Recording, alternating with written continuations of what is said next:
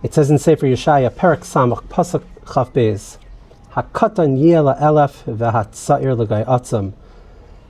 The small will increase 1,000-fold, and the youngest will turn into a great nation. I start this 5th episode of the Status with Eli Wolbrom podcast with this beautiful pasuk from Sefer Yeshaya to thank all of you for coming along on this journey. Baruch Hashem, this YouTube channel, which started with maybe 40 or 50 people at most, has now surpassed over 1,200, approaching 1,300, but who's counting? An increase of about 1,200 or 1,250 in about 10 days to 2 weeks, which is very, very appreciated. It's impressive from what I hear, and it shows that there's interest, whether good or bad, in what we're doing and what we're trying to accomplish, which I'm still not sure of. So thank you very much. Growth is a good sign, and we will continue trudging ahead. Today we have the white shirt on, the white sweatshirt on, the hoodie, because I heard that in every episode I look very dirty and my shirt's dirty, and the truth is I am extremely clean, and I always wear clean clothing, but I am outside here, and Baruch Hashem, we live in a lush, thriving desert, and so no matter how many times I clean the makeshift studio, there's still dust, there's still sand, and the color shows very much on camera. So it's crisp, it's white, it's clean, and it's Lakewood Erev Shabbos Kodesh, which I don't think you will see it today. You'll probably see it Matzah Shabbos or on a subsequent day, but it is clean. So my wife is a little self-conscious about that. So no, her husband does wear clean clothing. Today was a crazy week. We had Yom HaZikaron here in Eretz Yisrael. We had Yom Ha'atzmaut. We had I don't even remember what else we had. It just seems like a very, very packed day, a packed week rather. And I have a very limited time when I can do this podcast because I don't have a studio, and outside it's very sunny, it's very hot, and I don't like to be in public, certainly when I'm doing this. So I really need to be outside before the sun gets too bright and too sunny. I don't have like a great covering situation. I just haven't had a chance to find that time, but now I'm stealing a couple of hours on this Erev Shabbos, Parshas Achrei Kedoshim, to do a quick update before it goes too far. That's the thing with these podcasts. If you want to do it with regularity and you want it to be topical and you want it to somewhat have relevance to the news or to the calendar, you can't. You got to keep doing it. So we're making the time, Baruch Hashem. Okay, so a quick topic rundown. I want to just I have really literally one or two thoughts on Yom HaAtzmaut, even though that's super in our rear view mirror, and we've moved on to the dog days of Sefira and Lag BaOmer coming up. So, but I do have some comments on that I want to share. As part of the Yom HaAtzmaut festivities in the U.S., there was a Nachi Gordon from Meaningful People hosted like an impromptu panel with 3 or 4 Rabbanim from the U.S. and 1 or 2 other personalities, and the topic, of course, is Yom HaAtzmaut. Why they're speaking about stuff over here, it always baffles the mind. But I do have comments, and we're going to hopefully throw up I hate that word. We're going to put up a video on this one to sort of give context, and I definitely have a comment on that. I want to talk about Lakewood and some of the hawk going on over there vis-a-vis Aliyah. I was asked a question by somebody there, a very earnest, sincere question about making Aliyah. That sort of triggered me, and it became a whole to-do. So I want to talk about that. And really that's it. I met a whole bunch of unbelievable people this week that I've never met before, people that I've spoken with. So that was really amazing. As the introverted, keyboard warrior who doesn't really go out much, I'm either here or there, but I'm never really out at social events. I met a whole bunch of unbelievable Eretz Yisrael Yidden last night, like practically Friday morning. I don't know why or what. We think we're like 18 years old, but I met a whole bunch of awesome people super late last night, and it was unbelievable. Real amazing Geulah Yidden. So we'll give them a quick shout out, and then pretty much wrap it up. I was going to prepare something on the parasha, but by the time you see this, it's going to already be the next week. So we'll make sure to get the Dvar Torah in maybe like on a Wednesday or something like that. Okay, so let's get started. So to recap, we have Yom HaAtzmaut first. So it's very interesting. Where I live in Beit Shemesh, but everyone observes the day differently. Everyone has a different flavor of Orthodox observance. Some are Hasidish, some are Haredi, like Israeli Haredi. Some are very, very American and haven't, given in to one of the sides. Some are Dati Lumi, which is like religious Zionist, and different sub-factions. Chardal is another one. I made up one called Torah Angli, which I'll speak about in another episode. But like everyone is doing their own thing here. But for the most part, the vibe in the city is one of calm and peace and happy and nice. And whether you were halaling, whether you were singing, whether you were musicking, concerts, whether you were saying Tehillim or Tach, whatever it may be, everybody did their thing, but the vibe in the streets was just unbelievable. The supermarkets, the ones that were open, were packed with barbecue, grills and charcoal and hot dogs and hamburgers, and like the park was packed, and like it didn't matter whether you were draped in a flag, whether you were draped in a towel, like it was just so positive and upbeat and friendly and Achdus and Achdus and Achdus. Everybody had one common denominator, or two rather. One is that they were Jewish, and two is that they believed in living in Eretz Yisrael, and that is amazing. So that was really, really awesome. I am like in a weird place with Yom HaAtzmaut, and people were asking me like offline in comments, did you say Tachanun? Did you say Halal? And I didn't feel like the specifics were important, because it just yields follow-up questions and follow-up questions. So I'm like in the middle. I love the state of Israel. I may disagree with the government or the elected officials or the nepotism or I don't know if it's nepotism per se, but governmental officials is one thing, state of Israel is another thing, living in Eretz Yisrael is a third thing. Like I am, as I said probably the last two shows, very, very good at nuance. I don't get carried away with cognitive dissonance. Like I'm able to appreciate the little things. I'm able to pull out like that's great. I mean, I disagree with that. Like I think I'm really, really good at that, and it benefits me more than anyone else because I'm not missing out on the forest for the trees, if I said that right. So like I very much want to observe Yom HaAtzmaut, and I really want to observe the celebration of it, the music, the singing, the halal, the brachos, the extra tefillos. I totally am in. Like I am so in. You don't need to convince me. I'm convinced. Having been here for 5 years, and I learned the Torah on it. I spoke to the people. Like that's even more important. And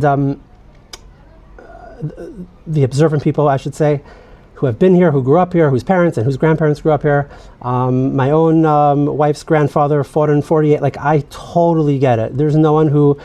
Not no one, but there's no one who understands the modern day Nisim and the need to celebrate that like me. I really, really do. I'm in. I want to be draped in the flag. I mean, it doesn't matter to me, honestly. I posted a whole bunch of flag pictures to just troll people, and it worked. I'm like so in.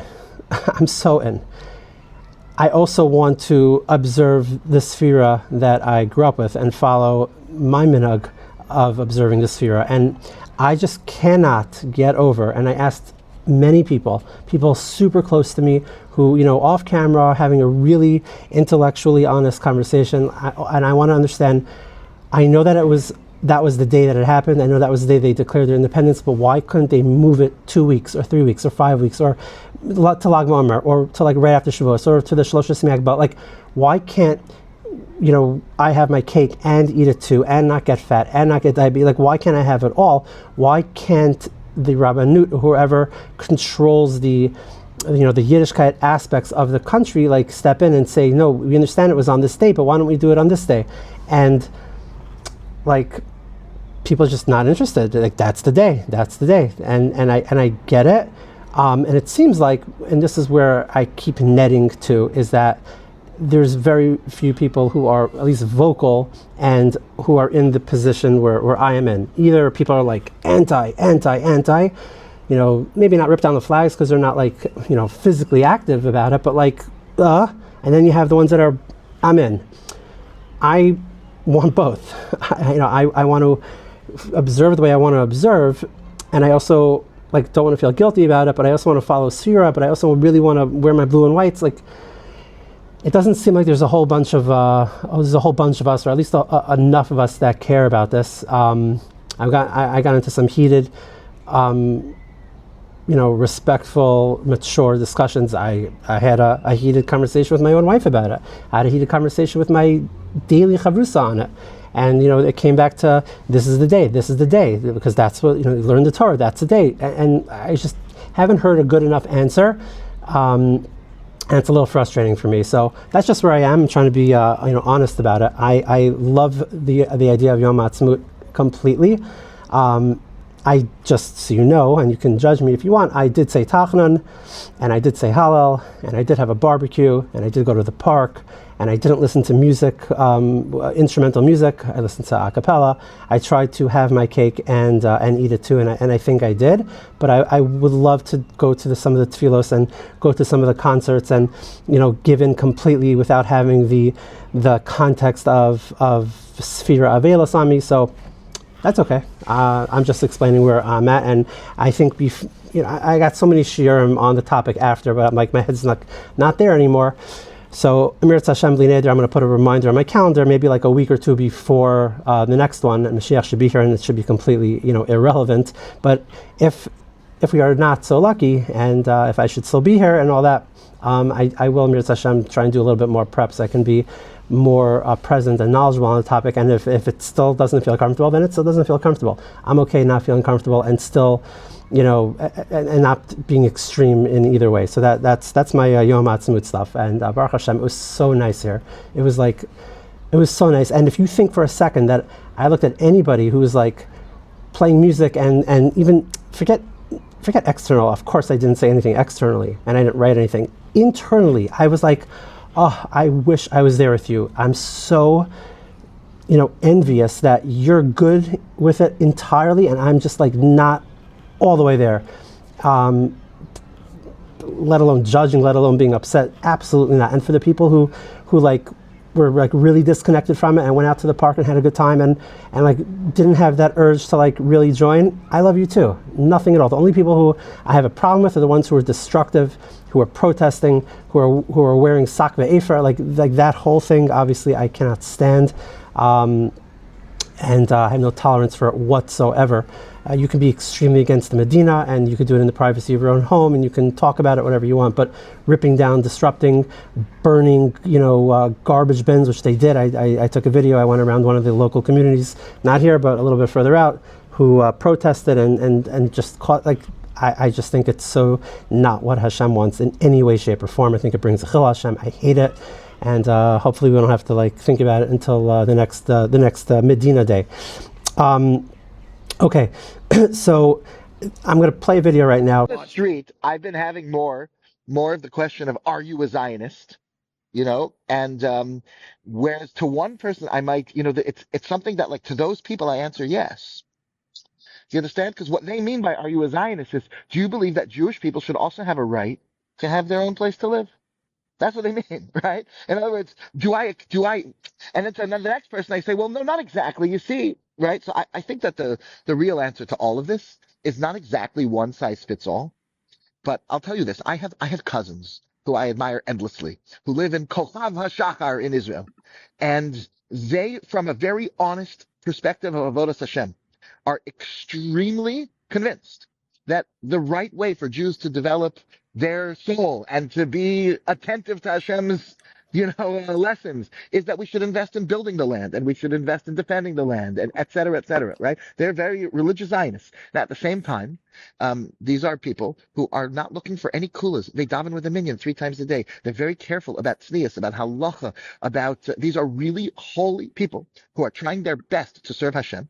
And their conscience and their rabbeim and their honest look at the Torah tells them that we're at a time of kibbutz galuyot, and we're at a time when there's an appropriate way to serve Hashem through this, through this flag. So Nachi Gordon and the Meaningful People, Meaningful Minute guys hosted like an impromptu panel of rabbis, and they were discussing Yom HaAtzmaut, and I didn't watch the whole thing, and I almost think like it was made just to trigger me, because b'shvili b'or olam, we all think that everything has to do just with us.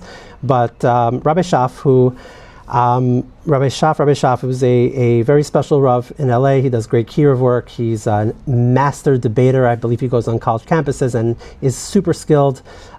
He is famously, at least in our little circle, he's famous for having a debate with Reb Michal Weichbrod, and Nava and I did a response video to their debate, which is on YouTube, and one clip from there, just so you can get sort of the vibe of what I have an issue with, and then we'll come back to it. Really agree upon is that the right way to be looking at life, and the only way to be looking at life, is about serving Hashem and doing the right thing. And unfortunately, so many of the people that hit me over the years arguing for Aliyah are people who were evidently not medactic in the mitzvahs. These are people who their wives were not dressed according to the basic standards of the Shulchan Aruch. They themselves weren't meticulous about minyan and halacha. If you start telling them, the halachas of lulav and everything, they say, who has time for that? I'm busy making Aliyah. I don't have time for halacha. You understand? There's a lot of that. Okay, this is number one. I think this is number one. Kids going up the derech is number two, and then what we said before regarding the Yecheskel, I think is the third. This one here, I don't even know what to say. Rabbi Shoff just said that people he was exposed to, people that he knows that are advocating for Aliyah, are not careful with the mitzvahs. He said terms like, evidently they're not careful. They're not. Their wives are not tznius. Their wives are not tznius. They don't take. He makes it seem like anything. I tell them about lulav, and they say, I don't have time for that. I don't know. This is Motzi Shem Rav, the highest order. The people in Eretz Yisrael, the firm ones, that's what we're talking about. Who else is pushing Aliyah? People in Eretz Yisrael. I mean, this is who we're talking to, right? This is who's going to listen to this podcast, and who has listened and will continue to listen. We're talking about people. Right? We're talking about people whose kids are going to go off the derech. So we're talking about the firm people here. To say that the people who are urging people to come to Eretz Yisrael don't keep the Torah and aren't careful about halacha and only care about making aliyah, that is such a violent lie. The people in Eretz Yisrael that I've been exposed to, and that's not a small amount. I live in one of the largest cities, like you said, last time it was 150,000 people here. Go to Yerushalayim. I mean, I don't think his comment even merits a response. For me to sit here and defend the way the Yidden of Eretz Yisrael, at least the 20% of us here that keep the Torah, how we keep the Torah, with such precision, with such love, with such care. We don't care about gashmias over here. To say that we only care about moving here and we don't care about the mitzvahs, I don't know how someone could say that. I actually think that it shows that Rabbi Shoff really doesn't know what's going on here. It's almost like he's never been to Ramat Beit Shemesh or to the or to Yerushalayim, or to Bnei Brak, or to Modi'in, or to Kiryat Sefer, specifically or to most Beitar. People who are pushing Aliyah, I think these are usually Olim for the most part. I literally have no idea who he's talking about that have hit him up, that only care about that's the most important thing, only making Aliyah, and they don't keep the Torah. How could you say that on a video? Someone who maybe doesn't hold to your standards of tznius, or maybe someone who has different yarmulke than you. Okay, maybe I could see that, but that someone doesn't care about the Torah and mitzvahs. Come on, I don't even know where that comes from. I don't know how you could, even if you actually think that, how could you say that on a camera? It's Motzi Shem Rav, the highest order. It just is. You're by saying that, you're just persuading people to not even consider the process, because the people that are going to be advocating are going to tell you to throw away Shabbos in order to raise the Israeli flag on Yom HaAtzmaut. I don't understand. It doesn't even make sense. How could you possibly say that? There's no place on earth where keeping the Torah and learning Torah is more elite and perfect than here. And then we'll come back to it.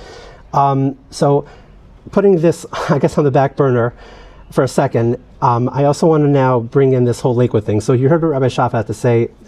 This, and he said it on the debate video with Michal and Nachi Gordon. You heard my response to that with Nava, and now you hear the new clip that he just talked about his cousin or whatever it is in Kochav HaShachar, which is unbelievable yishuv up in the Shomron, and he just has this take on Eretz Yisrael, and it's great. Everybody's welcome to their own opinion. The problem is that he is a Rav and he has a very big following, and when he goes on platforms like Meaningful People, who has like 400,000 YouTube subscribers, plus the algorithm doing its thing, potentially 100, 200,000, who knows how many people see and read his clips and actually formulate opinions based on it. And I think that when you have that kind of pulpit, you need to be very, very careful. The chait of the Miraglim is one of the, if not the only chait that was never fully forgiven by Hashem, and you have to be so careful. There's endless chazals, and I don't want to quote them all, related to what you're allowed to say about Eretz Yisrael. And it's not like, no, you guys, you have to lie because we don't want to make Eretz Yisrael look bad. No, of course, it is already good. But the things that are said, and they're not said with any authority, by the way. These are rabbis in Chutz LaAretz. And the argument is like, no, but they lived here. No, they didn't live here. They lived in Ramat HaShkol when they were very, very young. They didn't raise kids here, and it was years and years ago. It is not like it is today, or the way it's been the last 10 years, or even 5 years. And to just repeatedly, because the debate was like 4 months ago, and then this little comment about his relatives to sort of paint the picture of, worshiping the flag as a nice way of observing Judaism, but not our way of observing Judaism. And I'm quoting Rabbi Shoff, as you saw. He just keeps on doing it. Like, if you don't want to be here, then don't be here. Stay in California and just focus on that. You don't have to knock Eretz Yisrael or detract people from coming here or make them scared if they're in that Aliyah funnel. Just stay in your corner, stay in your lane. It's all good. You don't have to come, Rabbi Shoff. But why are you speaking without authority? Because the things you're saying are not true. So, and that just goes right into this next piece, which I want to say. And everybody can rip somebody apart and then come back with a disclaimer. Oh no, I didn't mean that. I mean exactly what I'm saying with regards to his thoughts on Eretz Yisrael. But again, as someone who is skilled with nuance, this is not a condemnation on Rabbi Shoff, the Rav, Rabbi Shoff, the person. He's fantastic. I have seen his stuff. I'm not just saying that. I'm not patronizing him. And I'm not trying to kasher what I just said.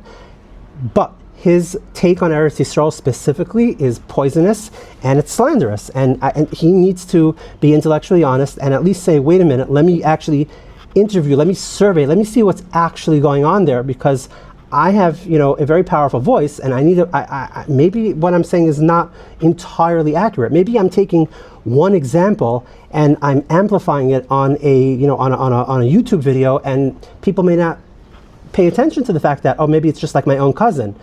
The thing he said that we responded to is completely asinine. It is the most insane thing I've ever heard, lie that I've ever heard about Eretz Yisrael as it relates to Olim and what their motives are. It's just crazy. So, but that's the narrative that's there. I want to now read, if I may, a question that I got from somebody who I think reads my status. Just for a little bit of context, there's a video, there's a WhatsApp chat called Lakewood Aliyah chat or something like that. And very good friends of mine from Lakewood who made Aliyah, the Deutsches, I believe, started this WhatsApp chat. And its purpose is to sort of serve as a sounding board, a help platform for those in the Lakewood area, and maybe even not in the Lakewood area, but have a lot of the standard, prototypical, cliche Lakewood hashkafa, and to sort of address their Aliyah concerns, talk it out, help them, maybe resources, maybe hashkafic stuff, things like that. But I got a private message that came to me from somebody that is in Lakewood apparently, and they are in what I think is the Aliyah funnel, which is an unbelievable place to be. It's highly emotional, it's highly erratic and volatile. I'm moving, I'm not moving, maybe not, but you're in that sphere. Halavai, every single yid on earth gets into that sphere and hopefully comes out on the right side of the ocean at the end of it, but at least be in there. So this is a question that I got. I'm just going to look at my computer here if you don't mind, because I do not remember it by heart. It's easy to memorize a pasuk of Tanakh. It is not easy to memorize one of these. There's nothing, I think, I'm definitely not going to say the name, but there's nothing personal inside the message, so I'm going to just read it verbatim very quickly. He says, "Hi, I'd like to pose a blunt question that no one should take the wrong way. Although I think moving to Eretz Yisrael is a good idea for a number of reasons, I have my hesitations, and I feel it's important for me to have guidance. Therefore, I brought up moving to Eretz Yisrael to my local Rav, and he's in Lakewood, a few times. So I'm assuming if after the first time he went again, he didn't get a yes on time one. So Rav a few times, and was told not until kids are married off, ... basically a long time. I would like to know who are Rabbanim that people are presumably speaking to and getting a green light from the Lakewood working crowd. I'm wondering, this is just the follow-up message, I'm wondering which Rabbanim, if any, in America, that are my type, that are pro Eretz Yisrael, and can help me work out the hesitations. So that was the question. I got it middle of the night or something like that on a couple of days ago. And I appreciated the question. The first thing I thought was like, wow, you're in the funnel. And usually I'm like, if I'm going to respond, I usually respond right away, very passionate, very emotional. I can go on, but to me, this called for pause. I felt that I was put in a position where, be careful what you say. If I say this, it may go that way. If I say this, it may go that way. I really needed to think clearly, not because I wanted to get him here, because I wanted to give the appropriate answer, because my emotions were flying. Basically, just to, reframe it, not twist it, just reframe it. He is considering Aliyah. He, just to quote again, he thinks it's a good idea, and his Rav keeps telling him no, and he wants to find a Rav that's going to say yes, so that the Rav can help him work out the hesitations. So I asked a few people that I respect, that I highly respect, that are very knowledgeable in Torah, very knowledgeable in the way things work here in Eretz Yisrael, very knowledgeable in what goes on over there, very knowledgeable in the challenges of Aliyah, from like an Olim perspective. What would you answer this person? And while I was waiting for a response, I was sort of like formulating my own, and we all kind of landed on the same plane in terms of a response. So I was thinking here like this: what is the actual question? Like, you're going to your Rav. Are you going to your Rav for do you have like a shaila? Is it like a halachic question? And you don't know what the halacha is, like pasal, mutter, aser, treif, tuma, like tahar. What is that like the question? Are you going to him for hashkafic guidance, hadracha? Are you going because you don't have a job and you want to know about parnas? Like what is leading him down this path? This is what I asked myself. Do you have he said he has hesitations, right? He says, I'm wondering if there's a Rav that can, in America that's pro, that can help me work out the hesitations. Are the hesitations financial? So I was going through some of the scenarios before I responded to him.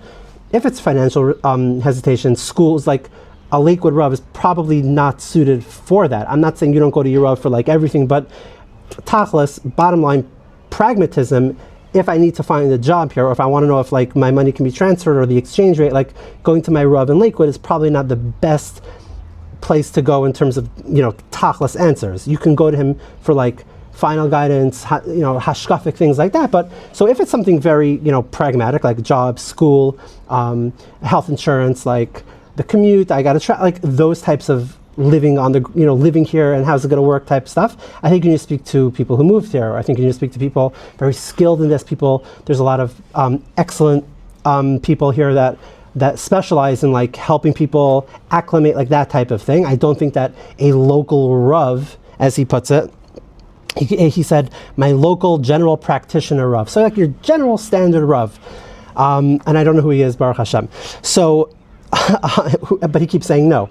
So not until the kids are older, of course. So let's say the kids are 7, so wait 10, 15 years, and then the kids, obviously, now that they're good, he should pull away from the kids and leave his family there and leave, because he's not going to say uproot, his older kids, because they also have kids now, and the same thing, same cycle. So wait until when? Wait until you're going to leave your entire family, leave your grandkids, and then come.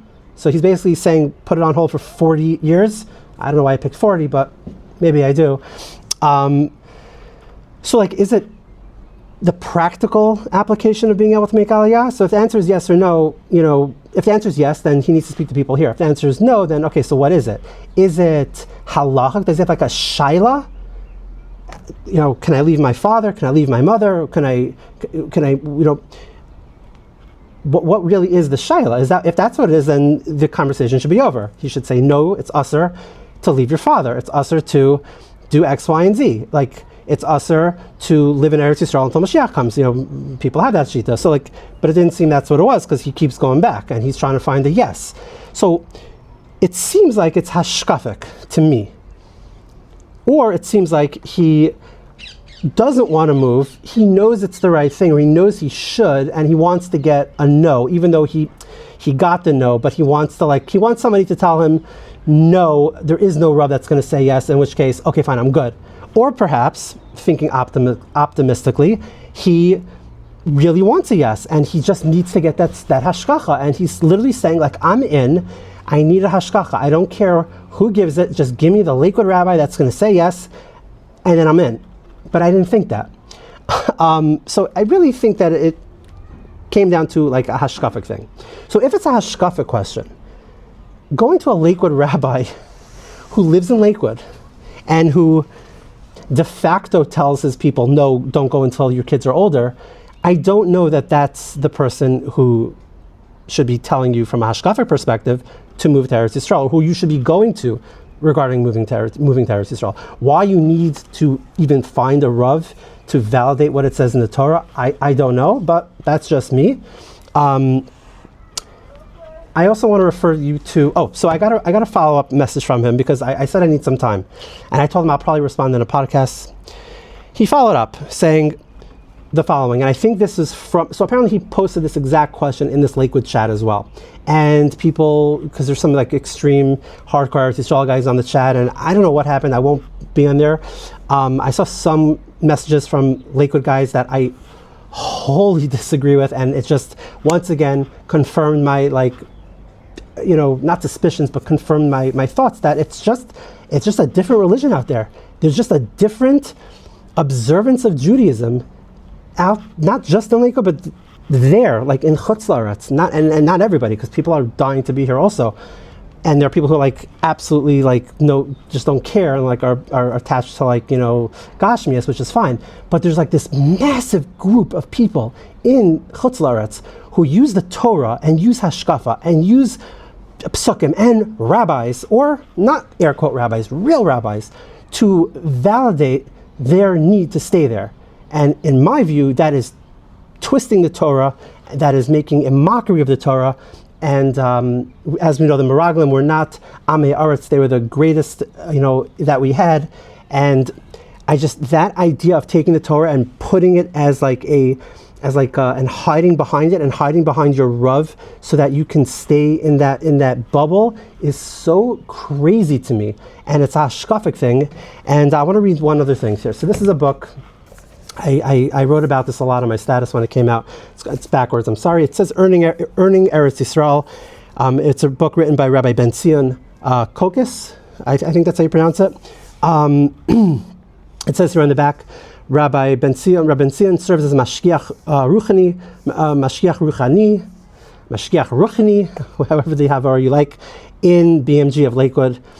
He was also Mor D'Asra in Monsey, etc., etc. He learned in Eretz Yisrael, and so on and so forth. So this came out, someone told me instead of saying I should just pause. But if I knew I was going to say I wouldn't say it. This came out in 2025, so not even a year ago, and I got it right out of the gate. Okay, so earning Eretz Yisrael, creating a path forward amid the challenges of Ikvisa de Meshicha. I didn't know they knew that term out there. Okay, so I'm referring to page 49. You can check it out, although I don't recommend buying the book at all. It says like this: this is the struggle of our generation. To accept that our goal in Eretz Yisrael is not to become the startup nation, nor is it to pioneer the Iron Dome system. Those may be necessary parts of survival and success in today's world, but they do grant us the zchus to earn Eretz Yisrael. This will only come from the spreading of Emunah, building Torah and supporting its study, and furthering a life that revolves around mitzvos and ma'asim tovim. Okay, don't be a nation that whose sole purpose is Iron Dome and being tech nation. I got it. So, okay, this is the avoda that triggers the unfolding of the Geulah. Okay, I think I'm on the same page. Sounds pretty good. He goes on, but so few of our brothers and sisters in Eretz Yisrael and Chutz LaAretz are aware of this dynamic. It falls on us, dear reader of Earning Eretz Yisrael, written by the Mashgiach of BMG. It falls on us, the tzibur of ma'aminim, the tzibur of believers, to spread awareness, to teach all of Klal Yisrael what Eretz Yisrael really is. The Lakewood Mashgiach, soll sein gesund und stark, just said in his book, published by, it doesn't matter who. No, it doesn't matter who. Published by Me'oras HaKsav. I think out of Monsey, said that so few of our brothers and sisters in Eretz Yisrael are aware of the dynamic where Iron Dome and being startup nation is not the goal. It's really the ruchnius here. So that comment is Motzi Shemra, because it's just simply not true. I don't know who he's referring to. I don't know. But this book is referring, I'm assuming, talking about the observant from people, because that's who we're concerned with. There's always going to be the non-observant people. So this is not a book about them, this is a book about us. So he's referring to us. He's referring to me. I can tell you, as someone who actually lives here, and who's somebody who does understand the dynamic between Ruchnius and Iron Dome, that this is not true. People here are aware. The people here in Eretz Yisrael are intimately aware. They're aware at the highest possible levels. They're aware so much more than the people in Lakewood of the fusion of being an Am and being a nation. We understand that fusion better than anyone, because we here keep the Torah. We keep the Torah at the highest levels. We learn Torah. We fight for our country, those who do and those who don't. To say, again, in a published book, that so few of our brothers and sisters understand the dynamic is a blatant lie. And people who are sitting in Lakewood reading this book are going, I can't go there. I can't go there. Obviously I can't go there, because so few people understand that it's about Hashem. That's what this book is. That's what this book says. I read this book cover to cover. That is the narrative of the book. That, like, Eretz Yisrael is a nice idea, but like halacha l'maisa, the people there, it's not good. It's not good for us. It needs to be better. And we get the concept, and Mir Hashem ikvas de b'shicha, and that is just so not true. It's the same exact thing that Rabbi Shoff said, that there's no place for a yeshiva community person to be there. It's the same exact thing that this rabbi that he went to said, that until the kids are older, you can't go there. And let me send another follow-up comment here. He says like this: quoting psukim without context or Torah Shabbat Peh isn't real guidance. It's just using Torah to support an agenda. Really, I wonder where. Did I just not mention that's what something that's what Lakewood does? Judaism is about following Hashem, not our feelings. Correct. And it says in the Torah over 1,000 times, not Torah Shabbat, not Torah Shabbat. It's Torah Shabbat Peh. It's Torah Shabbat and Torah Shabbat Peh. Rishonim, Achronim, contemporary Achronim. Every Rishon, Ramban, the Sefira on this week's parsha says that the mitzvahs are meant to be done here, to the extent that if they're done outside of Eretz Yisrael, they're only practice. How many chazals should we quote that we can quote over and over and over? I have Ima Banim Samecha here. I can read 1,000 quotes. Quoting psukim without context, the whole context is that Eretz Yisrael is the holiest place. Why are we gaslit? Why is every Yoshvei Eretz Yisrael who cares about this idea of coming back to Eretz Yisrael, why are we on our back foot always to prove that the Torah is real, that what it says there is accurate? Why? It should be the other way around. You should prove to me why it's okay to stay there. I have the Torah on my side. I have the Rishonim on my side. I have the Tanaim. I have the Amoraim. I have the Gaonim. I have the contemporary Achronim. I have the Arizal who lived there. I have the Vilna Gaon who go read the Geras Agra. The whole letter was him coming here. The Chavetz Chaim. How recent? Rav Chaim wouldn't even let you leave. Rav Chaim said that someone asked if I move back there, 2 days, 1 day, and he basically, that's not the exact thing, but he basically said someone that moves back there is not chayiv mitzvos anymore, because he falls under the category of a shaita. Psukim without context. Judaism is about following Hashem, not our feelings. We may love Eretz Yisrael, but emotions don't decide. Hashem's will does. We see this by Shal, and without Torah Shabbat Peh, basic mitzvahs. I don't know which rabbi told him that living in Eretz Yisrael, because it says it as a de facto doraisa, that it's only a Torah Shabbat Ksav thing. That's a lie. It's not true. It's very much a Torah Shabbat Peh thing. It's a Torah, Nevi'im, Ksuvim, etc., etc. It's in Mishnah, it's in Gemara, it's in everything. Go learn the Kuzari. So I don't understand. So I basically told the person, it seems like I asked him if he wrote that, and he said most of those thoughts are his. Don't get me wrong, I'd love to live there, but it's not a chiyuv. It's not a chiyuv. And if it's not a chiyuv, then we can't ruin our kids. Hashem told Avram to go. But Hashem also told Yaakov to go to Mitzrayim. just babbling psukim and like how the mental gymnastics done by that community to validate staying in that gullus bubble, no pun intended, is unbelievable. I cannot believe it. I have a friend, I will definitely not say his name, who came here a few months ago because he made a bar mitzvah, hanachas tefillin for his son. And he lives in a very nice area in the United States. Baruch Hashem has a nice setup, everything should go. He should increase his net worth 1,000,000 times over. And I don't think I'll see this, but even if he does, it's okay. I was sitting by breakfast with him, and I was like, no, when are you buying a place here? And he looks me dead in the eye, and he says, you think I would ever want to live here? I can't stand it here. And my jaw dropped. He's like, yeah, it's nice to come, to get a little boost. I come 3 days here, a couple of pastries, I go to the hotel, but I can never live here. I need my space, I need my pool, I need my sun, I need my, like, oh, it's so hard to be here for 3 days, let alone live here. How come Mashiach comes? He wasn't being facetious. And I looked at him and I said, you know what? I'm not going to give you an actual standing ovation, but I respect you more than I respect these people who are twisting the Torah to keep an 80-year-old hashkafa that no longer applies regarding Eretz Yisrael. You at least say it like it is. You're being honest. I have no interest. Guess what? I also have no interest in Eretz Yisrael. I didn't know it was a thing to move here. I didn't know it was a mitzvah to move here. I didn't know that beyond the mitzvah that it's the essence, not that it's the most important mitzvah. It's every mitzvah. Every mitzvah is meant to be done here. You only know that when you're here.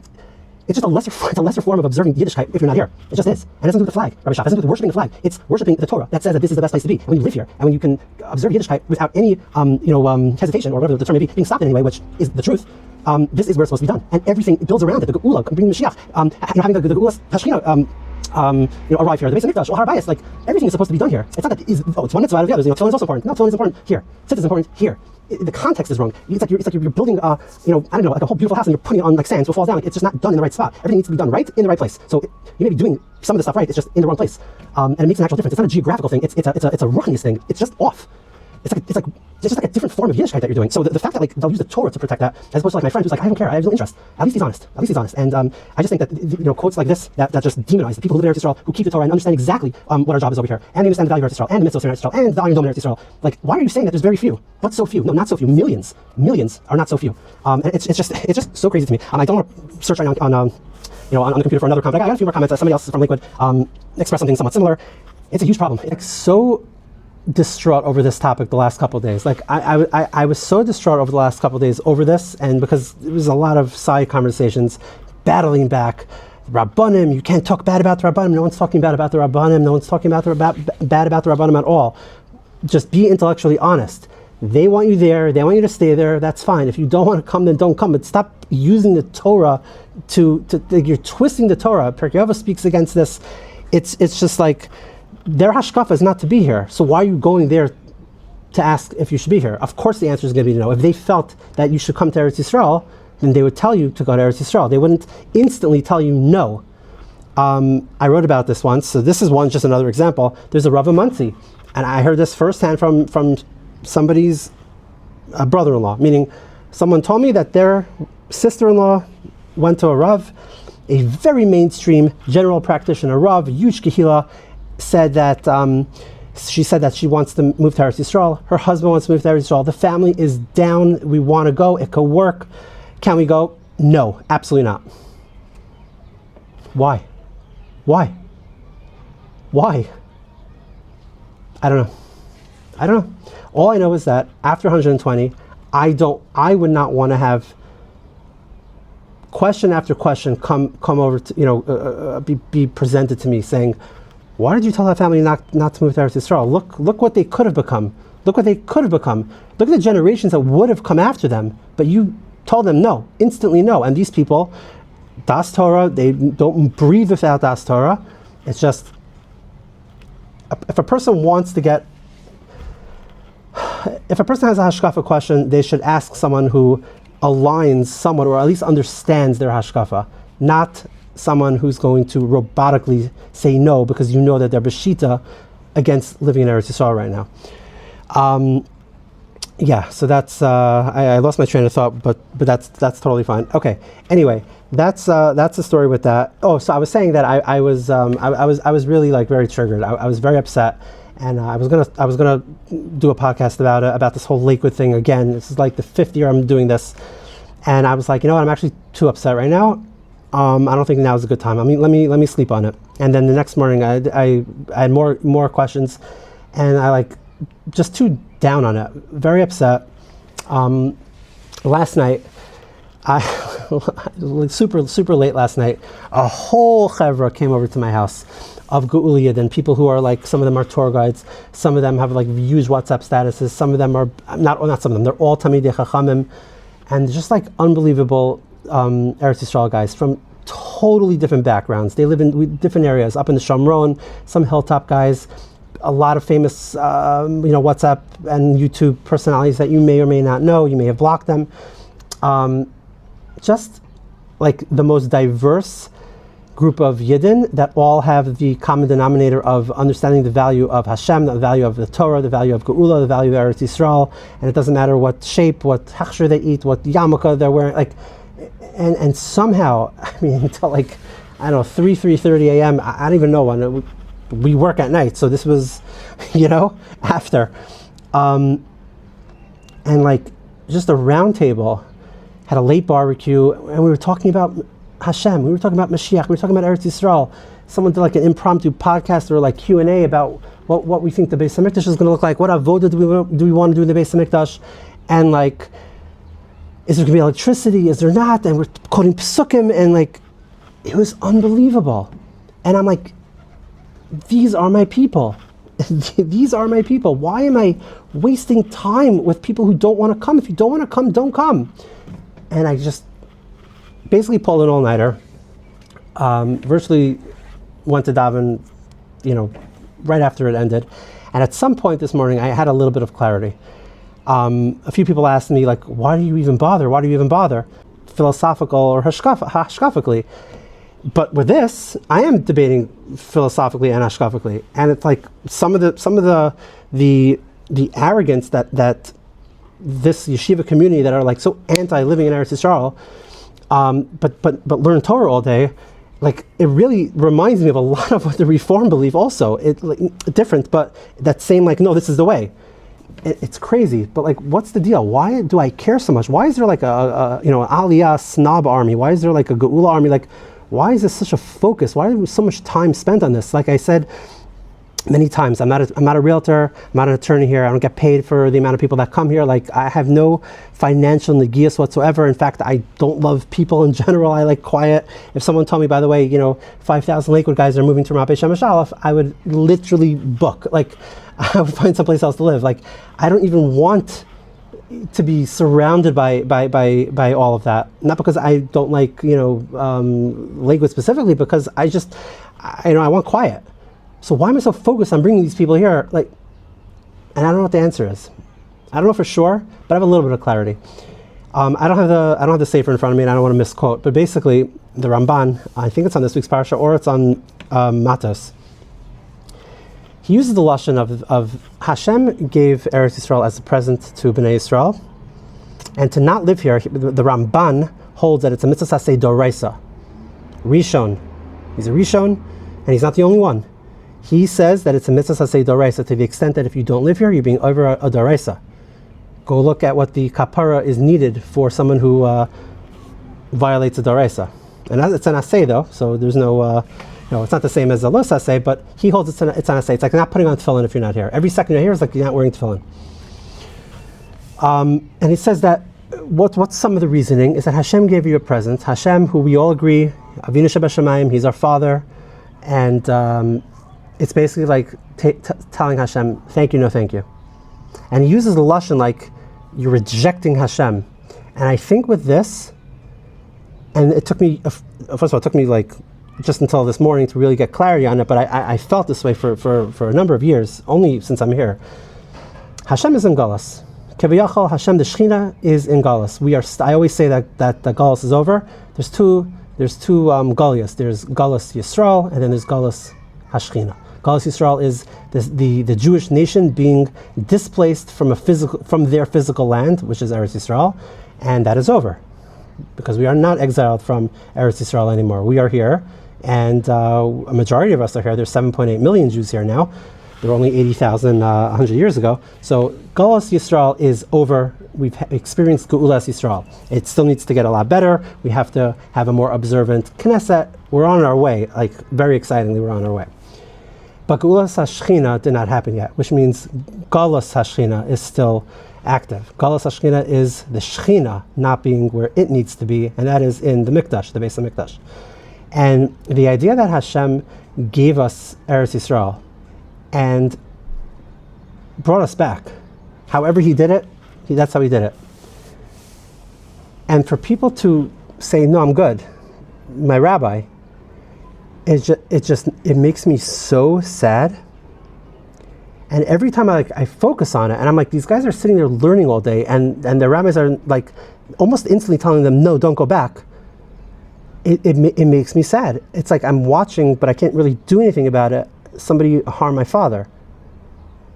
And if I think about it long enough, I can like literally cry about it. I'm serious. And I believe, and this is based on the Ramchal, this is like, it's not my own thing. Like Bnei Yisrael needs to be here for the Shekhinah to fully actualize here and fully dispel its Kedusha, which will subsequently make the nations of the world become subservient to us. This is Ramchal, Maimer HaChachma, Maimer Karim, like it's not me. Sefer Charedim. And like the fact that it's available and getting better, and you just are so in your bubble and don't care and are looking for every possible heter to not come, be like my friend and just at least admit it. It just makes me so sad because you are not a Tinuk Shenishba. You learn Torah all day. What are you possibly going to say after 120? My rabbi said no? Maybe. But every time I think about it, every time I read books like this, I just think of Hashem in Galus. The Shekhinah is in Galus. Hashem, of course, is omnipotent. He is the master in controlling it all. But the Shekhinah is in Galus. And you have the ability to come and be part of Am Yisrael here and impact what this country looks like, what this nation looks like, and you're not actively trying to. It's okay if you really can't. I always say this, 100% of the people that can have to come, and 100% of the people that can't, not because their rabbi said, no, wait until you're older, right? If it's hashkafically bad, then you shouldn't come even when you're older. If it's hashkafically okay, then you should go. But if it's only hashkafically because it's not the right time, it's either good or it's bad. And just the fact that the outsider, the non-Jew, looks and says, look at the fights, look at the wars, how many Yom HaZikarons, how many Har Herzl trips to, with dead Chayalim, how many terror victims. You're fighting for a land, but like half of you don't even care about it. So maybe you don't even want it that bad. Like maybe the Palestinians should have it. And I just like, it makes me so sad. And I'm not like so conscious of it in the moment, but that is the true reason why I just can't stop preaching that you need to come home, you need to take your Yiddishkeit and keep it and just plant it here. And you have people from Lakewood moving here, not a lot, but a few, and they're making such an impact. And the more that move here, it's not just Lakewood, the Hasidim for sure, it's just the Lakewood guys are the ones that are like clarion, yes, no, halacha, this, chiv, deraisa, maybe, not. Just like, it's not our thing. Fine. But like, it just pains me so much that it's here, it's waiting, there's empty land, there's like, come, who cares if it's difficult? It doesn't make a difference. Life is not supposed to be easy. And that idea, it just makes me so sad. And when I see Rabbanim who are so quick to just dismiss, you had a holy Yid that went to a Rav and said, we were very interested in moving, and he just dismissed him. That's crazy. That's crazy. I saw another clip, maybe we'll throw it up here, where I don't know the context because it just jumped right in. Michal actually did a response video to this. It said that you shouldn't move to Eretz Yisrael. You shouldn't go back to the kids, I think, for the war. You shouldn't go back because it's a Makam Sakana. Just like babble, boom, it's Makam Sakana, don't go back. What? Makam Sakana and like that's where's the Makam Sakana? How many people are like, what are you talking about? It's so easy to say no. It takes a real Rav. It takes a real Das Torah to say, let's get you to the yes. Yes, you should move there. These are the challenges. Let's see how we could overcome it. That's a Rav. All right, we're going to wrap it up here. I have a lot more, but this went too far, and I could do a whole other episode on this. Guys, I appreciate the support. I appreciate you watching and sharing and liking and subscribing, all of that. A lot more to come. I want to start learning little snippets of Ema Banim Smecha. I want to do. I want to talk a little bit about 90-second Nach. Mir Hashem next week. Unbelievable. We have 4 parakim left. The Sefer, which was just like an on a whim idea. Unbelievable. 2,000 people learning Nach every day, and we're almost finished with Sefer Yeshua. Maybe some stuff on the Parsha. Good, exciting stuff. Maybe a guest to do this with, not interview, and all that. All right. Sorry, I kind of like peaked and then just like crashed, but. That's how it goes here. I have to keep it short. All right, keep it shorter. Have a great Shabbos, even though you're not going to see this till after. Thank you very, very much, and we'll see you on the next one.